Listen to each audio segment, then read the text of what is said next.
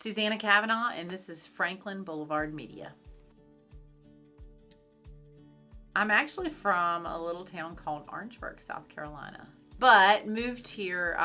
Me and my husband moved here shortly after we got married, and so I've been here over 25 years in the Gaston County area. My husband graduated with a financial degree, and so this is the banking mecca. So he works for Wells Fargo now, but started off at Bank of America in Charlotte. Got a job working at the bank with him, and shortly after that started our family, and I actually worked for the bank for many years before I just became a stay-at-home mom. We have 4 kids. Actually, we had 2 biological baby girls, and I wasn't done. We weren't done, but my body, I couldn't have any more children. And so anyway, we started looking at adoption and came across foster care. And so honestly, that's just kind of how we fell into it, is we wanted more children. You get into foster care and then you understand that that's really not the best reason to get into foster care, but that's just how my heart was captured. And so we started fostering and ended up actually we ended up fostering, but then we got our hearts broke and tore up our license and said we never wanted to do it again. But God quickly pulled us back into it, and we ended up adopting 2 more children through foster care. Well, because you kind of set yourself up, because fostering is, the goal of foster care is reunification with the family, and you need to be able to support reunification. Well, if you have that mama heart where you really just want another child, it's hard for you to support reunification if that's you. As soon as that child comes into your home, you think it's your child. And so I just caution people that if you understand that reunification is first, and that's really what we want for these children, to go back home and to live with their family, and to support that. Now, adoption happened for us, but you have to be willing to work the process and the program and making sure that these kids really, if they can't go back home, then yes, adoption can happen. My husband and I agreed to do respite care, which respite care is where you just babysit, really. How can you get your hearts broken if you're just babysitting? And we took 2 children in for 24 hours, and one of those children, we fell in love with both of them, but there was one that really just kind of stole our hearts. And it's not what we expected. It was a little girl. We thought we wanted a little boy, but she just stole our hearts. And so started visiting with her more and ended up adopting her. Somebody ends up in foster care when there's been a report made and DSS has gone out and decided that environment is not safe. I would say a lot of the children in care in Gaston County in this area is because of drugs. I mean, that's really, I think more towards Raleigh and that area is more kids are coming in because of abuse. But here it's more drugs. It's really neglect. They're just neglecting their children because of the drugs and what they have going on. So what they do is DSS will take custody, and then the parents are given chances. They can go to parenting class. They can work the program to get their children back. They co-parent, hopefully, with the foster parents, and they help the foster parents, and so they still get to see their children. As long as they're working their plan and doing what they need to do, they can still see their kids, do visits and things like that. But usually, I mean, it takes a year or 2 to go through the whole process to get your children back. So you really do have to work the plan and support those kids. And I mean, those parents. I used to, 10 years ago, I thought, oh, these bio parents, these are terrible people. They're not terrible people. They're good people that just some things have happened. I have a circle of people that if my car broke down on the way to work, I'm not going to lose my job. Some of these people that live in our community, if their car breaks down, that just starts a spiral of things that they did not ask for and they were not prepared for. Your car breaks down, you lose your job. Then you can't put food on the table, then you lose your housing, and then at some point you lose your children, and you shouldn't lose your children because of those things.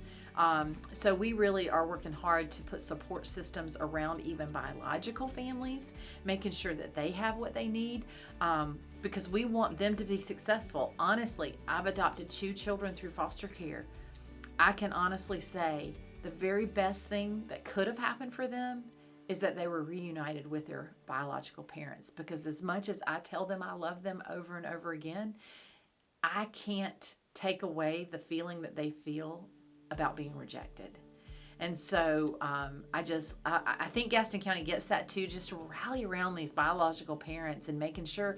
I mean, there are some that are not going to work the system. There are some that should never get their children back. But I think and I believe that there's a large number of these biological parents that just need a village. They just need somebody to surround them and help them. And I think in Gaston County, we have the wherewithal to support those families.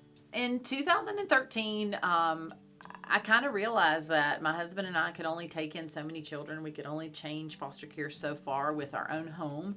I had a partner and one of my good friends, Michelle Buchanan. She was a foster parent, and her and I just were really trying to figure out what more we could do. And that's kind of where Least of These Carolinas was birthed, is can we raise more, make sure people are educated on what foster care is, and actually just kind of be the voice for these children and hopefully get more homes. And honestly, that's kind of where that was birthed. But we also wanted to make sure we were taking care of their physical situations and their physical items that they needed, because we were foster parents. We knew that the stipend that you get every month is not enough, that you need more support when it comes to raising children from foster care. You need more emotional support. You just need more support. And so that's really where Least of These Carolinas was birthed in 2013. And honestly, we had zero expectation of serving anywhere outside of Gaston County. But clearly, like 2 years into it, God just made it very plain that there was a lot of children that didn't have the resources that Least of These Carolinas could offer. And so we opened it up. The name came actually from Matthew 25:40. It's in the Bible, and it talks about how God loved the least of these. And so actually Tracy Philbeck, he was a county commissioner at the time. He actually kept saying that scripture over and over. And so it just kind of stuck. And so we became Least of These Gaston. And then when we became Least of These Carolinas, when we decided to serve all of North Carolina and some of South Carolina. Honestly, Least of These Carolinas started in my living room, in Michelle's living room. It was, I think our very first fundraiser was a barbecue fundraiser, and we raised $3,000. And honestly, we thought we had, raised a ton of money. But even before that, I made homemade cinnamon rolls, sourdough cinnamon rolls, and I would auction them off on Facebook. That's really how we made our very, very first dollar. But then we did that barbecue.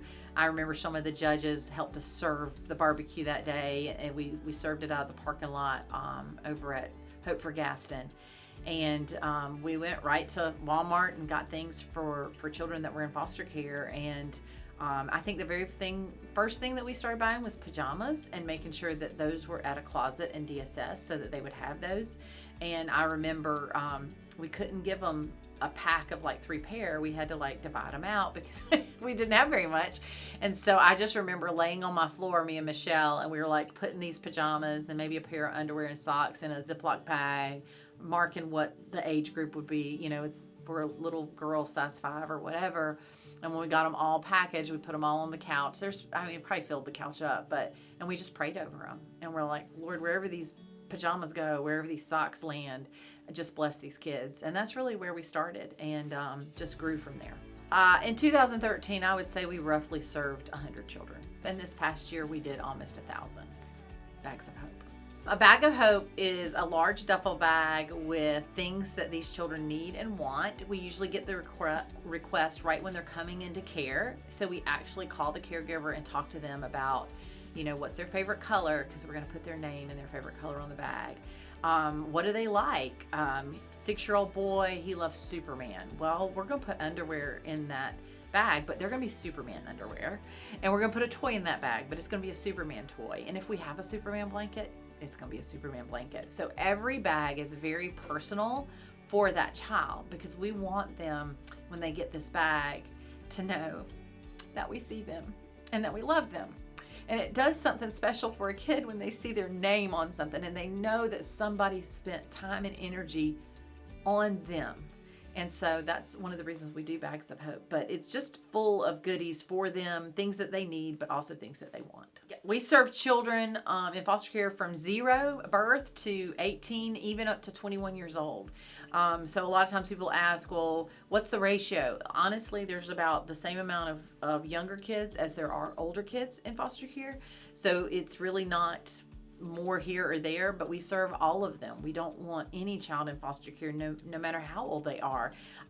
In the 18 to 21-year-old population, we serve them as well with something that we call a life box. We want to make sure that if they're going to college or they're getting on their own in their apartment, they have everything that they need.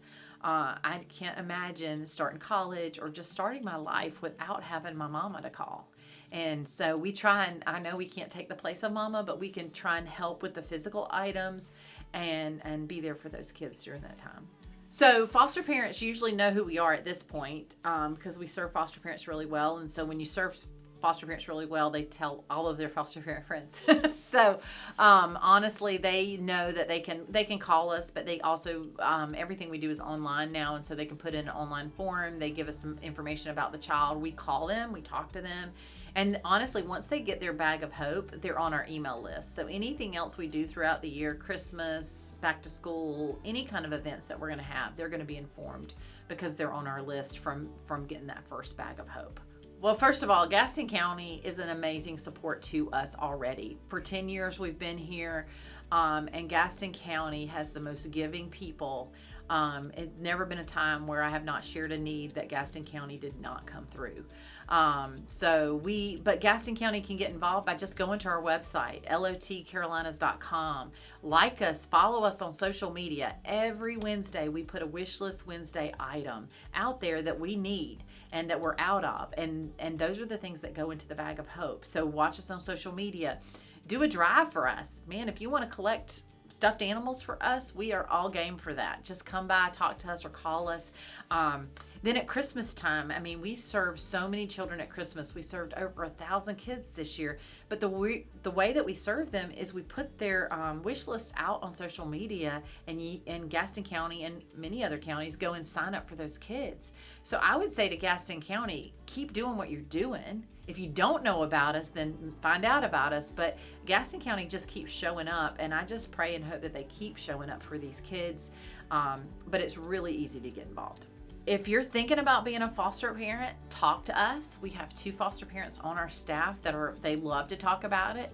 I will say, if we can talk you out of it, then you probably shouldn't become a foster parent, because it's not for the weary. It really isn't. If you're one of those people that says, oh, I don't think I could let them go, chances are you'd be a really good foster parent if you feel like you couldn't let them go. But I would also challenge your thinking to think about the child and not think about your feelings, because we're trained for this. Foster parents, you get hours of training to deal with being a foster parent. But the 5-year-old that gets taken in the middle of the night, there was absolutely no training for them. And so just understand that we really need to think about the kids and put the kids first and not ourselves and how we feel. So that's what I would challenge people to do. And that's not normal. We're not used to, we want to think about us and how this relates to me. But you really have to start thinking about these children and how they've come into care and that it's not their fault. And if nobody comes around and supports them, they're just going to be a statistic at some point. They're going to be having their children taken one day because of this endless cycle. And so I just challenge people to get involved. And but if you want to be a foster parent, I will talk to you. I'll talk to anybody, anytime about being a foster parent. I love it.